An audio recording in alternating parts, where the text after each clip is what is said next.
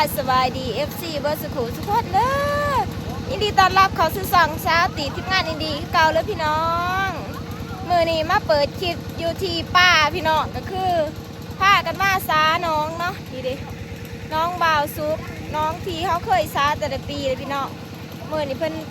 รับทีมงานส่วนกันมาซาน้องพี่น้องสาวตีกับน้องปลากับกำลังย่างกำลังขี่รถมาเราเป็นย่างกำลังมาหอดแต่ว่าน้องหันจูบเพราะหันโบกสัมพี่น้องมาเบิ่งกันว่ามีภายในเนาะมาจูบน้องเหมือนี่บาสิได้อยู่บ่ปลาเนาะแต่ละปีเห็นไรล่ะเอ็นดีมากปีนี้เดี๋ยวสิถ่ายให้เบิ่งบ่าสิได้อยู่บ่พี่น้องมื้อนี้สิพากันเฮ็ดกินอยู่ป่าเนาะเฮ็ดอีสังแดะต้มปลาบ่คนบักปลาซุกส่วนต้มปลานี่น้องอามก็มาสวัสดีมาไว้เลยพี่น้องตอนนี้น้องพันบกปนันไม่ไหวเด้อไม่ไหวเด้อหักกระโบกเนาะเข้ามาพอดีน้องปลาไก่ปลาตัวหนึ่งตัวแบบใหญ่โอ้ไปเดี๋ยวเข้าไปเบิ่งเพื่อถ้าเกิดจูใช้ปลาตัวใหญ่นี่บอกโอ้พี่น้องปลาเขาใหญ่คือไอ้ไว้แต่น้องพันบกเลยแหละพี่น้องอันนี้ก็จูดหน้าบอกกันแต่น้องเนาะเพื่อไม่สิบกจูดทางนั้นบกเลยตาเอาปลาเนี่ยเนาะตอนนี้สิได้ยินแต่เสียงรถไถเนาะพี่น้องก็ใส่รถจูดน้องเนาะทีมงานบ่าวชูพากันเอารถไถมาจูดหน้าบอกพี่น้อง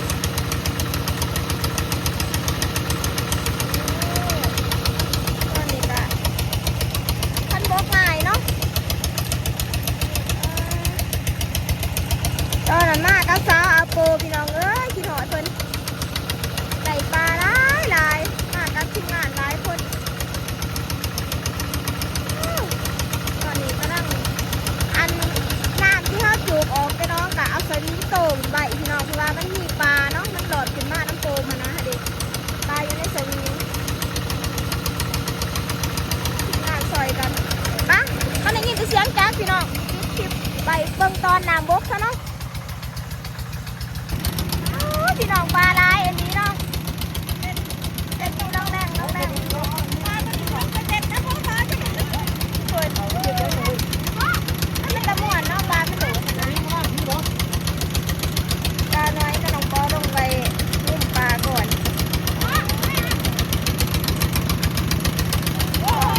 ตายเลยตอนนั้นมากับอีอาแบบชุดเกย์แล้วชุดมือสับ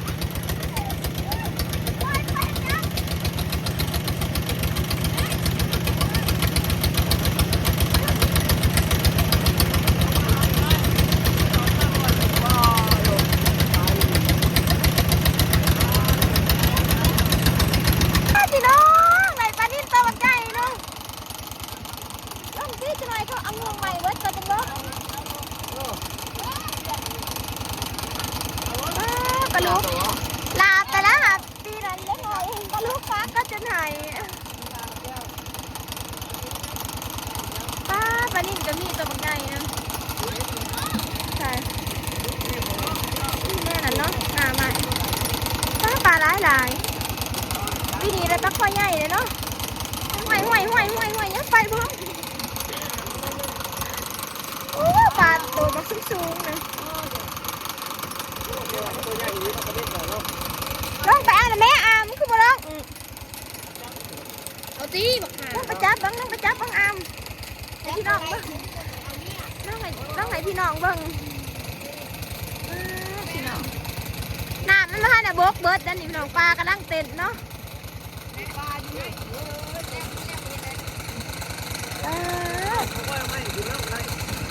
เดี๋ยวพะละโอ้ย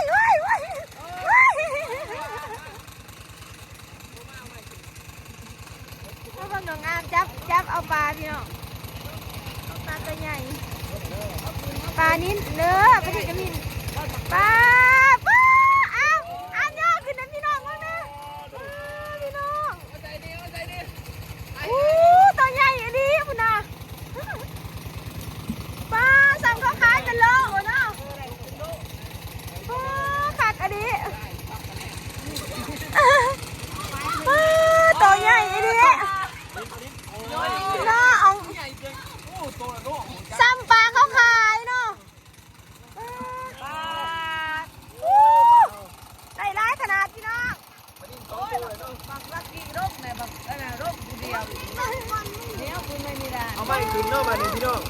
วนอีกปีนี้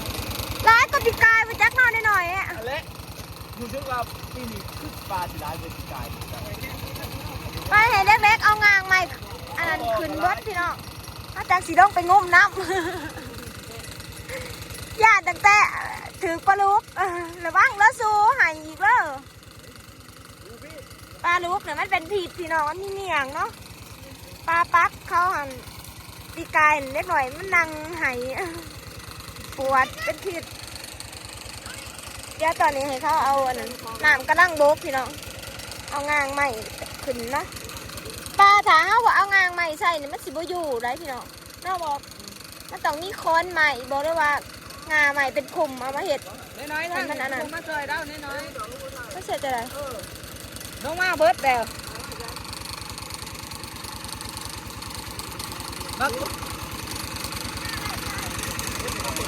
ปะนินเจ้าหันปะนิน ลูกน้อยนะลูก ซุกมันเห็ดเอียงอยู่ค่ะถ่ายบังปลาตัวใหญ่อยู่ ไม่ เนาะ ซอยแล้วบ่ได้จูบเด้อนี่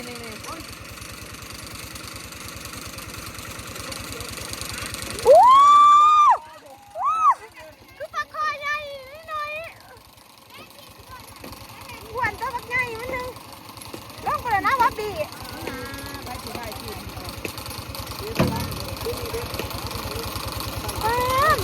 อันนั้นมันยาเนี่ยมันบวนตัวบักใหญ่เนาะ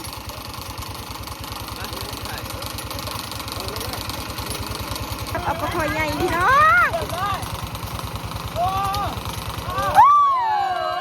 ปลานิ่มอีกแล้วพี่น้องปลานิ่มอีกแล้วปลานิ่มหลายโตเนาะ เอาก้อคู่นี่ จะสะออนพี่น้อง กันลูกเนาะพี่น้องเพิ่นจูบบ่ได้เจ็บเนาะพี่น้อง เอ้ย เพิ่ วัน น นี้ เจ็บบ่ได้จูบมาแน่ก็ ถูก มา น้อยมันสิเต้นออกนะเอาไปใส่กระลูกไปข้าไปใส่ที่ เอาไปได้ใน สุ สุ ดา ดโอ้ยไม่มีนี่กระซ่ามันใส่ยากแท้ แต่บ้างมันเต้นลูกน้องไปเลย ๆบ่ไปทางนั้นก็ได้ มันสุดาเดี๋ยวเนาะเดือดออกแล้วนะก็ให้เอาไปใส่กับคู่หุ่นกับลูกคุณเห็นไหมเอาน้ำมันเนี่ยค่ะแต่บ้างมันเต้นลูกน้องดี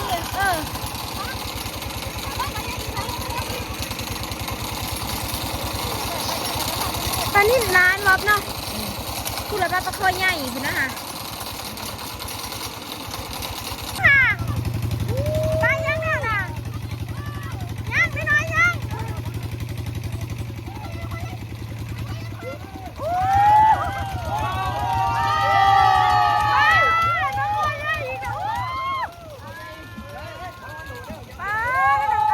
ไปยังปลาขาวโอ้ปลาขาวก็มีเสยตายพี่น้องกระสอน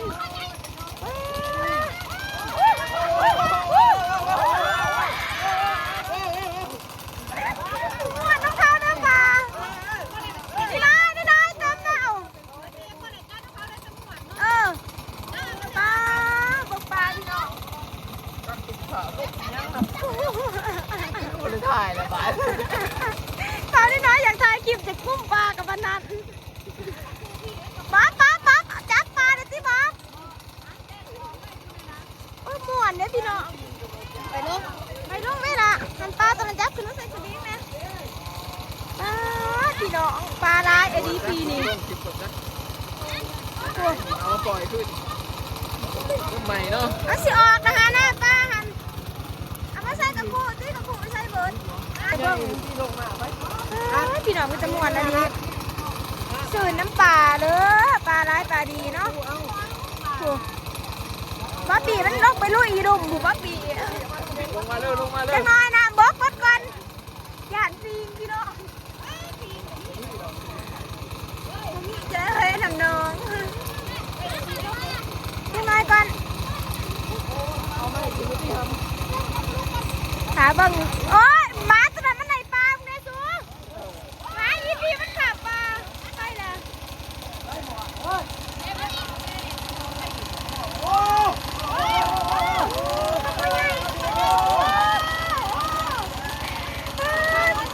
มาอีดูบีมันไม่อยากปลาของเขาพี่น้องเลยขาดอันนี้ตาเตียบยืนอยู่ท่าผู้ชมไม่เบิ่งเอาแล้ว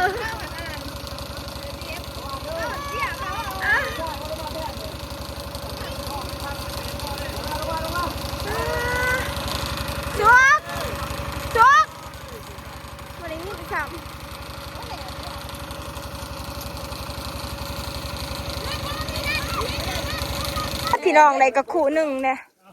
บัวซอยก็ยังมาเห็ดปลาดุกปักหมูโอ้ มันเฮ็ดจะได้มาฮะ ทั้งอีก หาลูกผีกระโลงพี่น้องเอ้ยมึง ตีไปจับแม่คนที่ถ่ายจับ เล็กน้อยก็ดีกูขี้ต้มกูกระโลงมาน้ำเขาเปื่อนซื่อๆพี่น้องเอ้ยสาวจีบถ่ายตอนเขาจะเอาปลาไปเบิดเด้อเบิ้งละเอ้ยเบิ้งได้ละอู้ได้อยู่เด้อบักน้อยๆตั้งแต่เดียวนึงปลายังกันทำเบิดปลาเดี๋ยวปลาวิได้ปลาคอไปจะไปยืนงุกยืนยัง ซอตีปกติเขาแต่ในเมืองเว้ยมือนี่ให้มาลงตมเหมือนจังไรวะลงเธอหนึ่งเลยให้ โอ้ยเดี๋ยวกูปักปาก อ้าว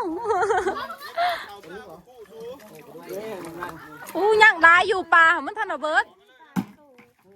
ยังได้อยู่ถ้าบ่เห็นมันซื่อมันอยู่ในขีดตมเนาะปลามันอยู่ในขีดตมพี่น้องเด็ดๆปลาคอว้าย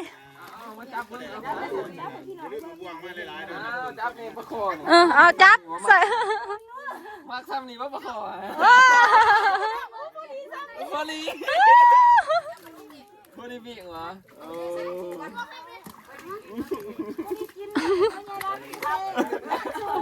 ใหญ่ร้ายมันอิมโพร์ตบ่พี่น้องเมื่อกินปลาอยู่ป่าเลย โอ้ยเห็นเด็ดปลาคอ เอา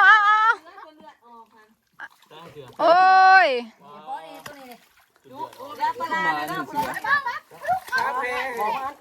สามเลย ปลาคอตัวนี้มันคือเฮดเหรอวะ เอานี่ เอาตัวนี้นี่เอาตัวนี้นี่ใครเขาเนี่ย โอ้มาจับตัวนี้มาโอ้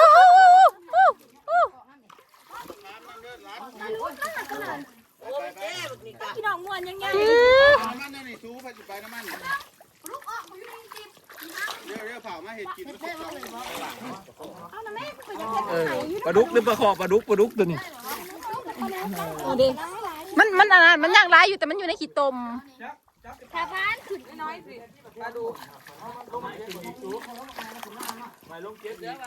เอาเก็บเลยไป โอ้ยนี่รถจับรถแล้วขอถือหายมันอะไรมันยากกันนะส่งมันมา เอาน้อยปลาดุกไปนี่ โอ้จับเลยกะกู ว่าให้ปลาดุกปักมือกูเลยเอาบ่เอาป้อเอาโอเคตรงเข้ามาให้กิน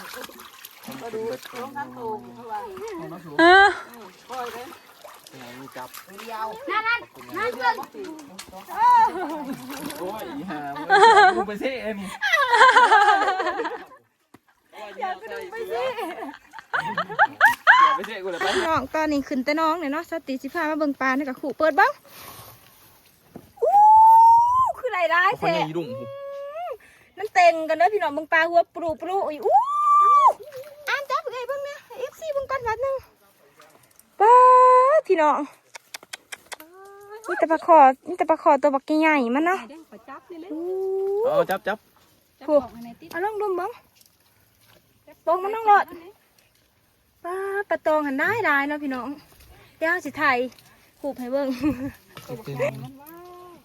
อันนี้มันขึ้นอีกคือนอปลาตัวนี้เนาะ บ้างมันโดดไปมันจะเอาไว้ทันค่ะ เงินยังวะ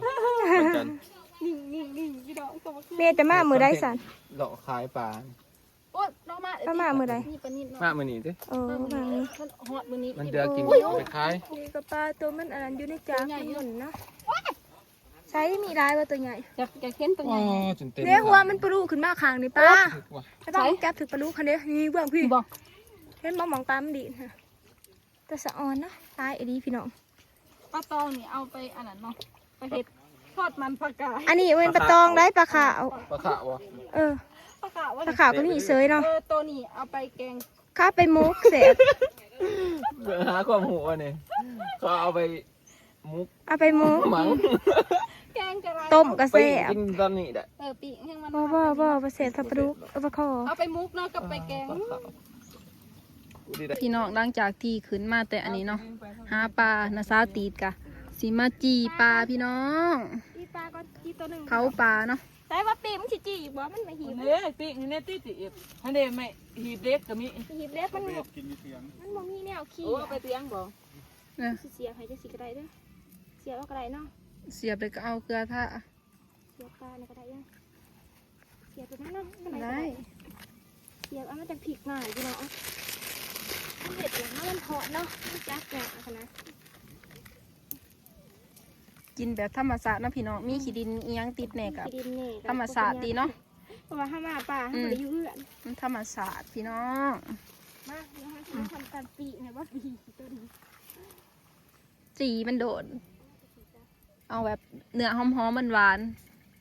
แซ่บได้ปีปลานี่ ซุกแบบซ้ำๆเน้อมเฮาบ่ได้ปีกแห้งเฮาบ่ได้ปีกเฮาแบบเผาๆเอานะพี่น้องให้มันซุกแบบเนื้อซ้ำ ว่าตอนนั้นก็มีอาทุกยังมาอยู่มาอยากกินไว้เท่านั้นเลยอู้ซูมยาวก็คือซูมเนาะอย่างมันไหนก่อนซูมมันดูดแล้วมีไผ่ดีเบืองมาดูจะได้เลย ๆพอดีเนื้อหวานๆนะคะ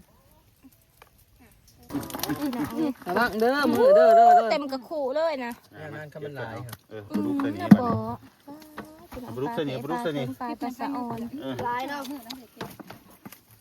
เนี่ยปลาดุก หวานเนาะปลาร้ายกับหมวนเนาะบ๊อบบี้ หน้ากูเป็นยังไงเนี่ยปลาดุก ปลาเห็ดกินต่อบ่าย มัน เนาะ สัตว์ปีนี่มัน ถ้า ได้ กัน มั นั่ น ง ดี ผิวเขากับมันนั่น มันแบบมันแห้ง สบายดีพี่น้องนะพี่สองมาได้เลย สวัสดีพี่น้อง ป้าพี่น้อง เตรียม ต่อคือเราแม่นบอ พี่โขนนี่ หล่อมาแล้ว โลคือเก่าโล ไม่แต่ว่า ปิงปลาน้องทองตอนนี้ทีมงานเฮาสาวบ๊อบบี้น้องปลาเอาปลามาปีกอยู่พี่เนาะเอาปลามาปีกอยู่ที่ห่มหมองเที่ยงเป็นพี่น้อง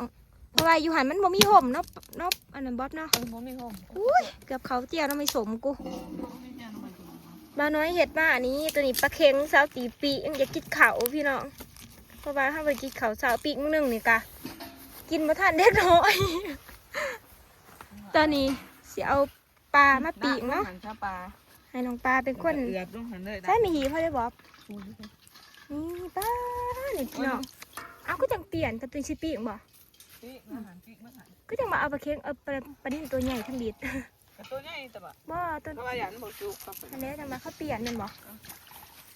ให้น้องปลาก็ซาบอบีมาปีกปลาถาพี่น้องตอนนั้นบาซุกสิเอาปลามาต้มเนาะ โอ้ยใหญ่ปกมาเขาให้บ่ดิ ถ่าย